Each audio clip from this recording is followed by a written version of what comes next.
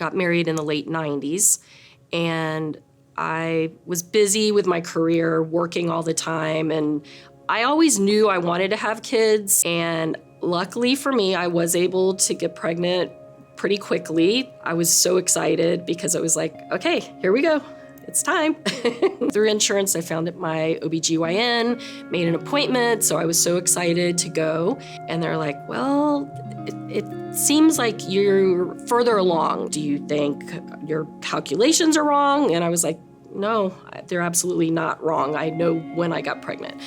So they brought in an ultrasound machine. Now that I'm older, I know that's not a typical thing to bring in for a first-time patient.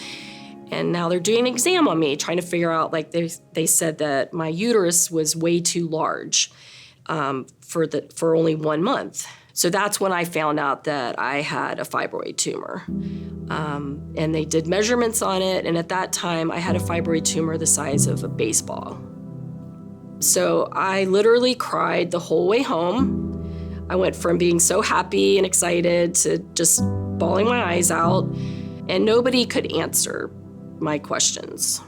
Fibroids are very common. Most women, by the time they're in their 40s, have been diagnosed with fibroids.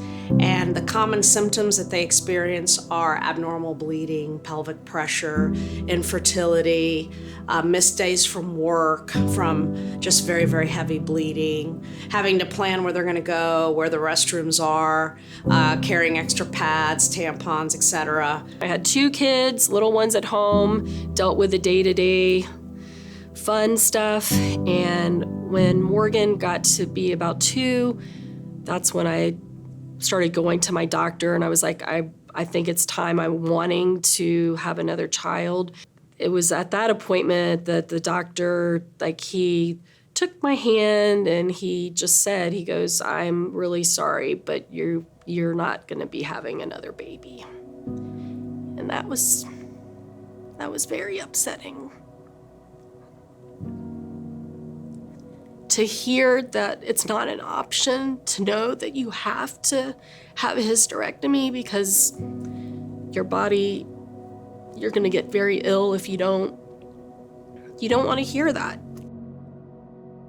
If you look at the United States, over 240,000 hysterectomies are done a year.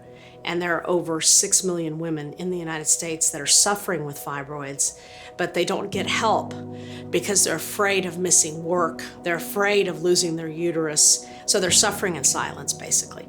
And while they're waiting, the fibroids are growing and the symptoms are getting more and more severe. And they automatically assume that something invasive is going to be done. And now we have this incredible technology, the Sonata radiofrequency ablation, which basically is a procedure that melts away these fibroids over a period of 3 to 6 months and gives a woman her life back with no downtime and no need to take narcotics or pain medicines other than basically Motrin or Tylenol, and she goes back to her normal life.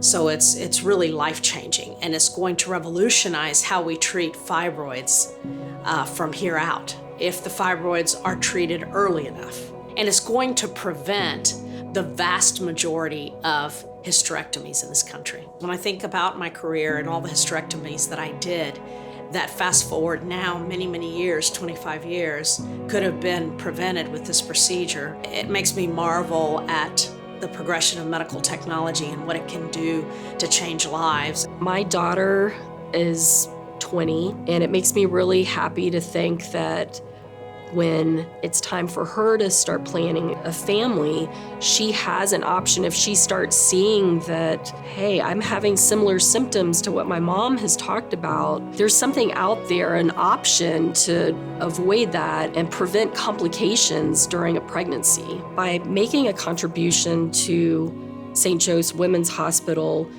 you would be enabling them to get the technology that will help so many women of all different ages have a healthier life, have a healthier pregnancy, just be able to go about their careers and their day-to-day lives without fear, being in comfort and being their true self. And that is a beautiful gift.